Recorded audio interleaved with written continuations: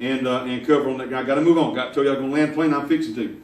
But I want to remind you one more time of Romans 8:28.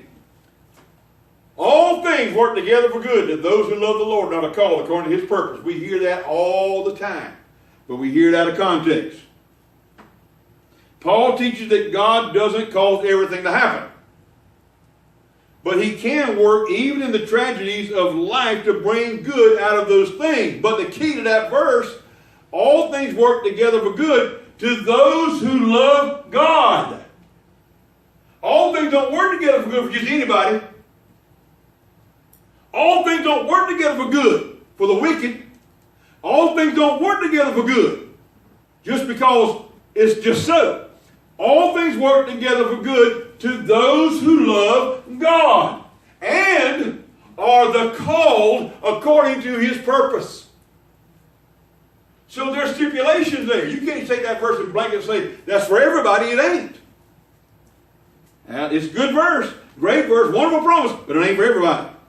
Unless you're doing the things that are entailed in that.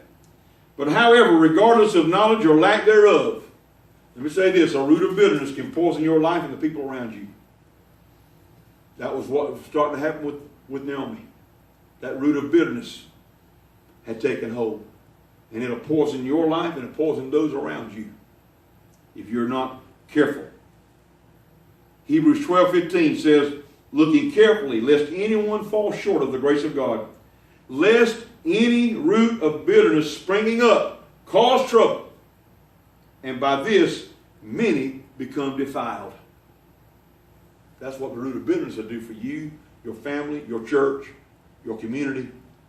We have so many people walk around with bitterness in their hearts now that they need the saving touch of God on their life. They need the cleansing touch of God on their life. Bitterness gets you nowhere. It gets you absolutely nowhere.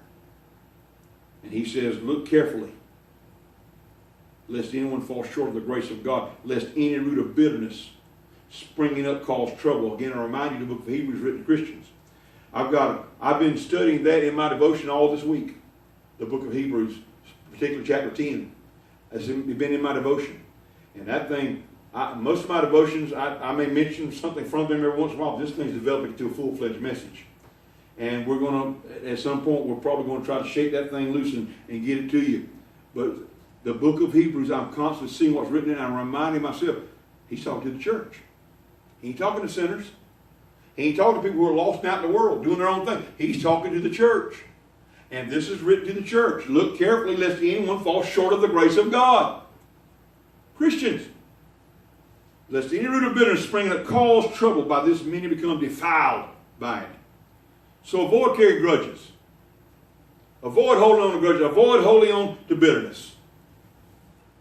And although God does not prevent the painful consequences of our sins, He does overrule sometimes so that His purposes are fulfilled.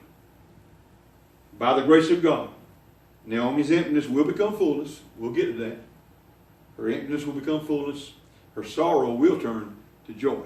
And that's the good sign that comes. Stand together with me.